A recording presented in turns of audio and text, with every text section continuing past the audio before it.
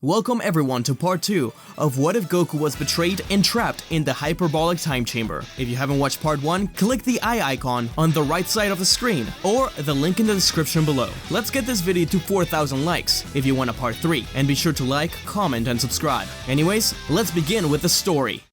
Raditz approaches his younger brother, putting a hand on his shoulder. He was surprised to see him in this state. It was clear that he had a hard-fought battle, and although Raditz wasn't keen of any weaklings, part of him was happy to see his brother again. But as Kakarot turned his face, Raditz realized just how older he looked. Goku tilts his head, and he wonders what he means by Kakarot. Raditz smiles, noticing his brother's dumbfounded expression. Raditz takes a note of Kakarot's lack of tail, which means that he must have had a difficult time on Earth. Raditz goes on to explain just who he is and what they are. He is happy to see the planet decimated the way it is, but he may have gone a little too hard on it. With the way it looks now, they may have a harder time selling it. He also wonders why there seems to be some power levels running around unchecked. Goku ignores everything but the part about the Saiyans, shocked by the revelation, but you wouldn't know it by the look on his face. So, this was his brother. During his time in the time chamber, he had a lot of time to think, and he certainly thought about where he came from. Once he slowly started to lose his mind, he began to have some dreams about a woman and a man placing him in a space pod. Was that not a dream?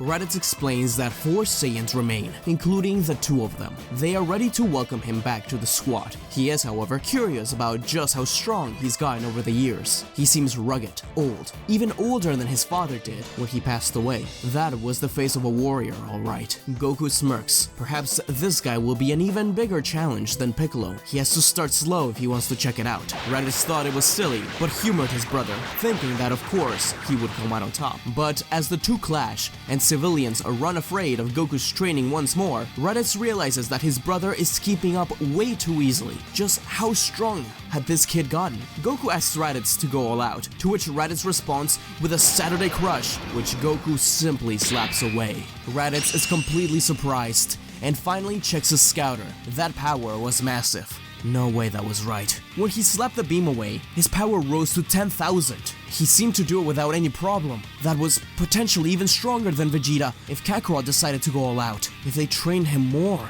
he could even defeat Frieza. Raditz shook his head.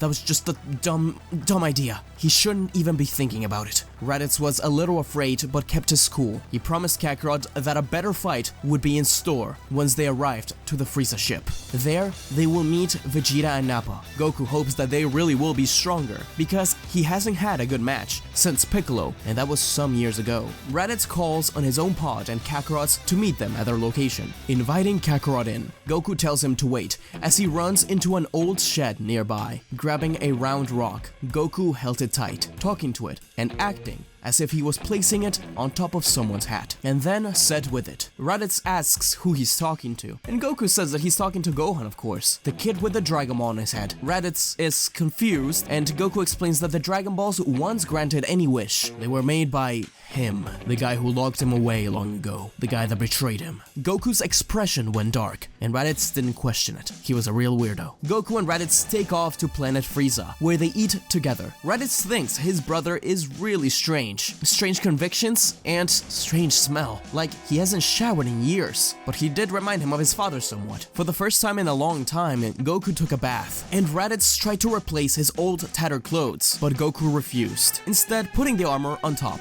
The room went completely quiet as soon as Vegeta and Nappa stepped in. The two had just returned from a mission to take down a bug planet. Their imposing nature made everyone shake. Raditz stood up, welcoming them. Kakarot stayed seated. Vegeta scoffed, asking if this was his weakling brother. Raditz motions to Kakarot to stand up in respect, but Goku doesn't move. Nappa steps over the table, shoving Goku's face on his food. He taunts the low-class Saiyan, but Goku quickly turns his head up, making Nappa bite his tongue. Nappa is pissed, and yells at Goku to step outside and fight him. Goku smirks at the challenge. Raditz tries to stop them, but Vegeta shuts him down. Outside, the Frieza Force watches as Goku fights on the defensive. He comments on how disappointed he is that he is nowhere near as strong as Piccolo. Nappa tried to attack once more, but Goku knees him in the gut, knocking him out. Vegeta is surprised and gets some ideas. It was impossible for someone like him to be so strong. but he could use him. The Frieza Force cheers, telling Goku to kill Nappa, but Goku has no ill will against him. He simply puts the key ball down and goes back inside to eat. That night, the three evil Saiyans have a meeting where they discuss Kakarot. They agree that it's obvious that Kakarot does not trust them, so they will need to win his trust if they want to use him against Frieza. But once Frieza is done, will he become the ruler of the universe? No. That has to be Vegeta. Raditz mentions to him that Kakarot was talking about a set of wish-granting orbs from Earth, but he's pretty sure Kakarot was a lunatic. Vegeta agrees, but tells Raditz to push for more information out of Kakarot, just in case. They will go on a few missions together before they try anything against Frieza. Make sure they know whose side Kakarot is on. Unbeknownst to Vegeta, some of the Frieza Force reported on the fight between Kakarot and Nappa. Now he has an eye on him and the squad as well. Over the next few months, Goku joins Vegeta, Nappa, and Raditz on various missions taking over planets. Vegeta makes sure to keep a close eye on Goku, though surprisingly enough, he just seems to be interested in treating these missions as training grounds. The planets are all nearly completely eviscerated by the time the missions are done. One of the many planets they go to is Mon Masu, a planet full of giant creatures. The team actually have some trouble with it at first, but Kakarot steps up to the plate. One of the giants attempts to beat Vegeta, but Goku saves him. Kakarot is distracted by the giant and fails to see a boulder thrown his way. Vegeta punches the boulder to pieces, with Goku and Vegeta nodding at each other. Goku is busy trying to have a good match against the giant when he turns around and sees his new allies being swarmed by enemies. Vegeta is the only one still fighting well. Goku smirks, rushing in with his Super Saiyan transformation and destroying all of the giants at once. He was a little disappointed. He wanted to continue having a fair match. It was more fun that way. Goku cracks his neck, slowly turning to look at the other Saiyans, who look at him horrified. Vegeta in particular reaches his hand up towards him, and in his other hand, he crushes his scouter. That glow, that power, those eyes. Kakarot. There was no doubt about it. That was the legendary Super Saiyan. The other Saiyan scouters explode. Vegeta is angry. He can't believe that a worthless, low-class scum has become a Super Saiyan before him. But he was torn. He knew they needed him to defeat Frieza, yet his pride wouldn't allow him to take this sitting down. Vegeta throws all sense out of the way, challenging Kakarot to a fight. Goku smiles, asking if Vegeta can go blonde too. Vegeta screams in anger, rushing in and slamming his fist against Goku's face, but the man barely moved. The two fight, but it's obvious to Vegeta that he cannot win. Not in a million years. But Goku still has a fun time. Yeah, he's stronger, far stronger, but Vegeta has amazing moves. Stuff he's never seen before. Beyond Raditz, maybe beyond even Piccolo. Even so, he wished he could find someone stronger than Piccolo. That's all he wanted. As Vegeta continues to fight, Raditz and Nappa yell at him to calm down, that they have bigger fish to fry. Vegeta has veins popping from his forehead, turning and pointing at Kakarot, saying, "He is literally the biggest fish." Vegeta is having none of it. In Kakarot's aura, he sees the Saiyan race, his father, but above all, Frieza. He was supposed to be the one to defeat him and become a Super Saiyan, not some low-class trash. He had to win.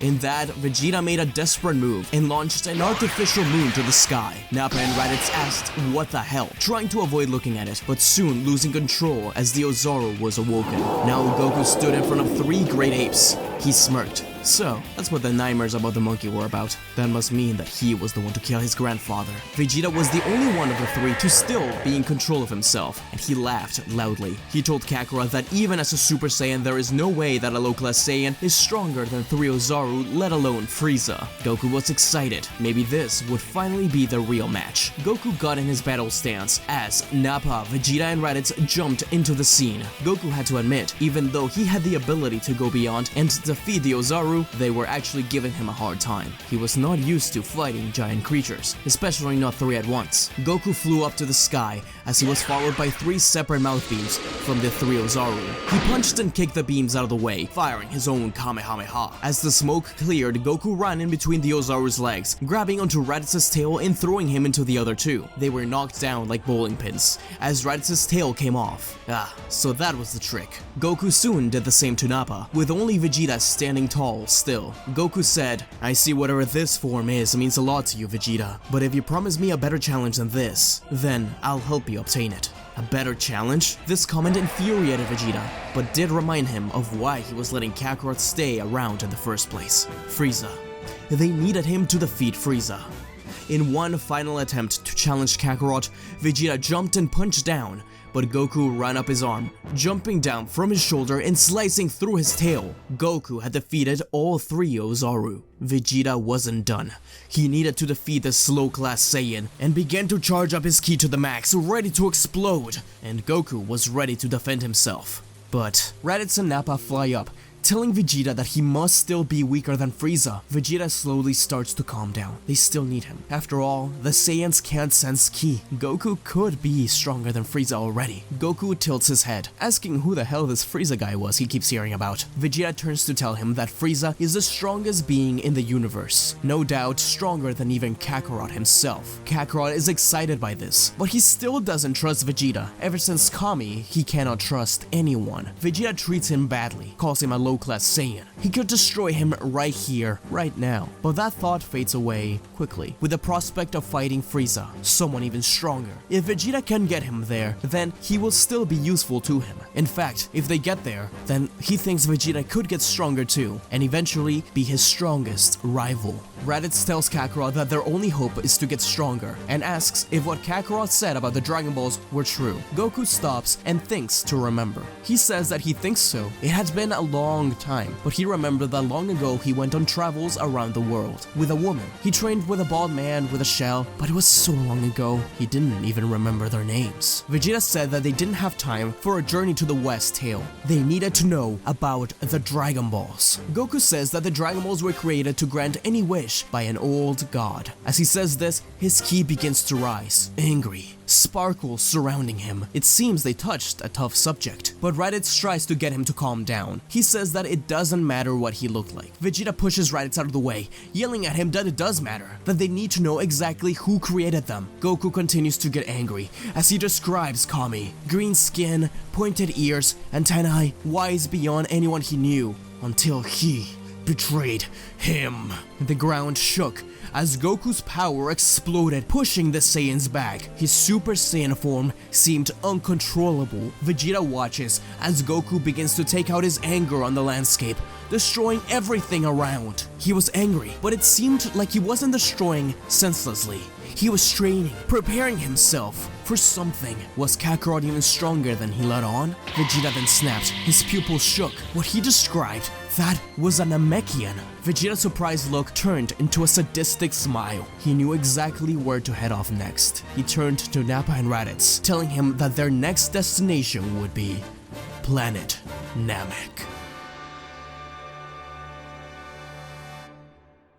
Thank you so much for watching, everyone. This was the long-awaited What If Goku Was Betrayed and Trapped in the Hyperbolic Time Chamber Part 2. The response to the first one has been incredible. I didn't expect it at all, and I really gotta thank you guys. It was a lot of fun to make, and I hope you guys enjoyed it. I'm excited to see where the Frieza saga will take us, and I'm gonna try to get it out by next week as well. If you want a Part 3, let's get this video to 4,000 likes. And let me know in the comments below. Be sure to like, subscribe, and click the bell icon so you never miss another awesome Dragon Ball What If story. As always, huge thank you to the Super Saiyan Legend, Super Saiyan God, and Ultra Instinct members of the channel, especially the Ultra Instinct members, King Saiyan, Wayne Antoine, Super Kami Mewtwo, and Neo Whitcomb. Thank you guys for joining me. Anyways, thank you to King Saiyan, Midnight Combatant, Wayne Antoine, Eric Dragon, Super Kami Mewtwo, Neo Whitcomb, Sacred Saiyan, Field J Akir, Pizza Hut Kitman, Orlando Castellano, Hannah Rowan, Sir Justice, The Real Samuel Randall, and Zachary Croy. This channel wouldn't be around without you guys. Until we meet again. See ya!